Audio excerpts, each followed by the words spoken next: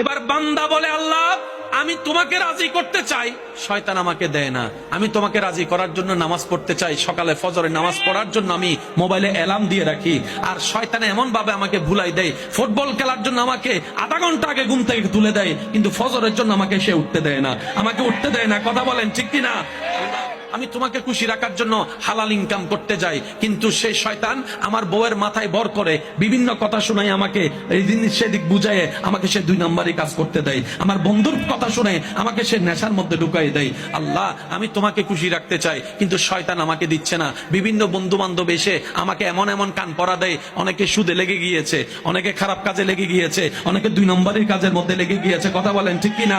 অনেকে 1 কেজি চনা দিতে গিয়ে, চিনি দিতে গিয়ে আধা কেজি কমাই দিয়েছে, এমনও আছে। আল্লাহ আমি ভালো করে চলতে চাই, কিন্তু কেমন জানে শয়তান আমার মাথায় রাগ ঢুকাই দিয়েছে, হিংসা ঢুকাই দিয়েছে। আমি ভাই হয়ে নিজের মায়ের পেটের ভাইয়ের কল্যাণ দেখতে পারি না, আমার ভাতিজা ভাইয়ের ছেলের কল্যাণ দেখতে পারি না, আমার ভিতরে কেমন জানি জ্বলে। আমি পরাজিত হতে চাই না, আমি জিততে চাই। সেজন্য নিজের ভাইকে, মায়ের পেটের ভাইকে হারিয়ে আমি বড় হয়ে জিততে চাই। আল্লাহ আমি জানি এগুলো মানুষের কাজ, এগুলো তোমার পছন্দ না, কিন্তু শয়তান আমাকে দিয়ে করাচ্ছে। আল্লাহ আমি করবো তো কি করবো, করবো তো কি করবো? রব বলে যে আমাকে কি সত্যি তুই খুশি করতে চাস? আমরা বললাম আল্লাহ চেষ্টা তো করি তোমাকে খুশি করার, কারণ জমিনটা তোমার, তুমিই থাকতে দিয়েছো, দেহটা তোমার, তুমি আমাকে দান করেছো, চোখ 2টা তো তোমার করা দান। সুবহান আল্লাহ।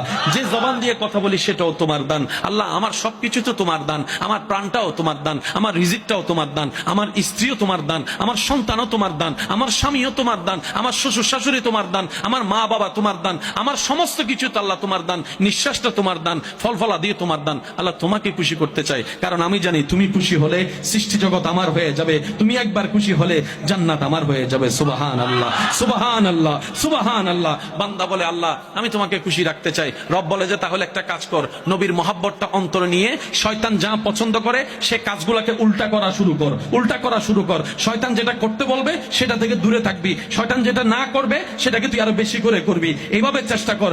আল্লাহ পাককে বান্দা বলে আল্লাহ আমি চেষ্টা করলেও কেমন জানি অনেক সময় পারি না। রব বলে যে তুই ফেল হলে ফেল হ, সমস্যা নাই, আমাকে খুশি করতে চেষ্টা করেও যদি ফেল হস, এই ফেলটাই 1000 পাশের চাইতে উত্তম হয়ে যাবে, 1000 পাশের চাইতে উত্তম হয়ে। বান্দারে তুই তোর জায়গায় চেষ্টা কর, না পারলে আমাকে একবার ডাক দিবি। একটু সুবহানাল্লাহ জোরে বলি। বান্দা তোর চেষ্টা তুই কর শয়তানকে হারানোর, না পারলে আমাকে একবার ডাক দিবি। আল্লাহ কিভাবে ডাক দিব তোমাকে? রব বলে যে তুই যখন পারবি না তখন বলবি আউযু বিল্লাহি মিনাশ শাইতানির রাজিম, আউযু বিল্লাহি মিনাশ শাইতানির রাজিম, আউযু বিল্লাহি মিনাশ শাইতানির রাজিম।